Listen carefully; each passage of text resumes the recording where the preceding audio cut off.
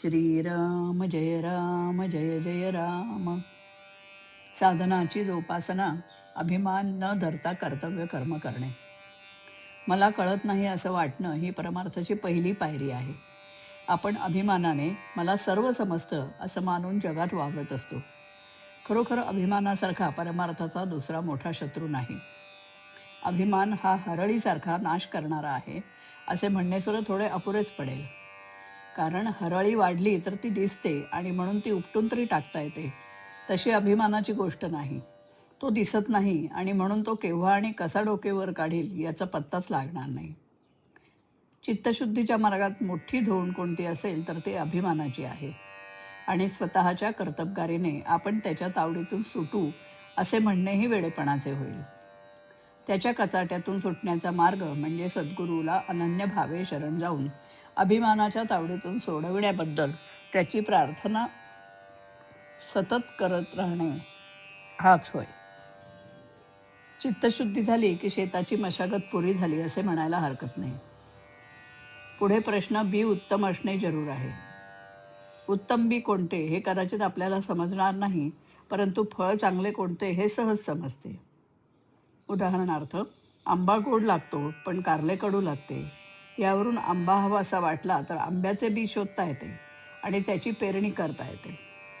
आता असा विचार करू की जी फळे गोड लागली त्याचीच लागवड केली, पण पुढे असे अनुभवाला येते की काही काळ लोटल्यानंतर कालमर्यादेप्रमाणे ते झाड मरते आणि अर्थात फळे मिळायची बंद होतात आणि त्यामुळे मन कष्टी होते.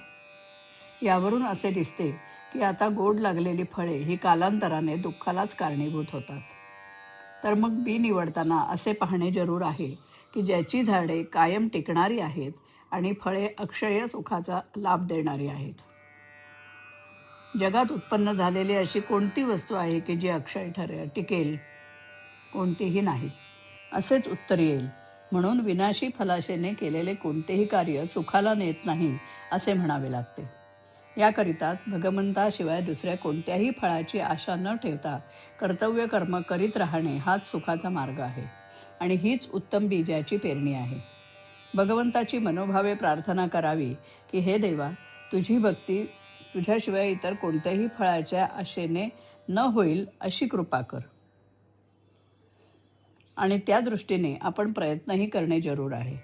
ज्याप्रमाणे सडके आणि चांगले एकत्र झालेले धान्य आपण तुपात घालून पाखडतो आणि सडके धान्य बाहेर उडून लावून मागे उत्तम धान्य शिल्लक ठेवतो, त्याप्रमाणे भगवंताची भक्ती करता करता भगवत प्राप्तीशिवाय इतर होणाऱ्या इच्छा काढून टाकण्याचा क्रम ठेवावा. म्हणजे कालांतराने भगवंताकरिताच भगवत प्राप्ती अशी भावना दृढ होत जाईल. भगवंताच्या अस्तित्वाची जाणीव ठेवण्यासाठी भगवंताला सांगून काम करावे. जी गोष्ट घडेल ती आपण भगवंताला सांगावी. श्रीराम.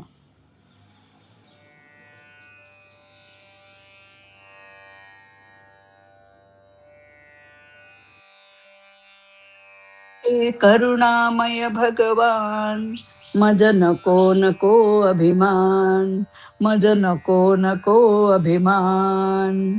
सहजन दिसतो कधी उसळतो, सहजन दिसतो कधी उसळतो. मग व्याकुळ पंच प्राण, मग व्याकुळ पंच प्राण. मज नको नको अभिमान, मज नको नको अभिमान. हे करुणामय भगवान, मजला नको नको अभिमान. चित्त मळतसे हित न कळतसे, चित्त मळतसे हित न कळतसे. मजला वाचव रे भगवान, मजला वाचव रे भगवान. मज नको नको अभिमान, मज नको नको अभिमान. हे करुणामय भगवान, मजला नको नको अभिमान. नुरो फलाशा मज परमेश, नुरो फलाशा मज परमेश. गायीन तव महिमान, गाईन तव महिमान, मजला नको नको अभिमान, मजला नको नको अभिमान. हे करुणामय भगवान, मजला नको नको अभिमान, नको नको अभिमान, नको नको अभिमान.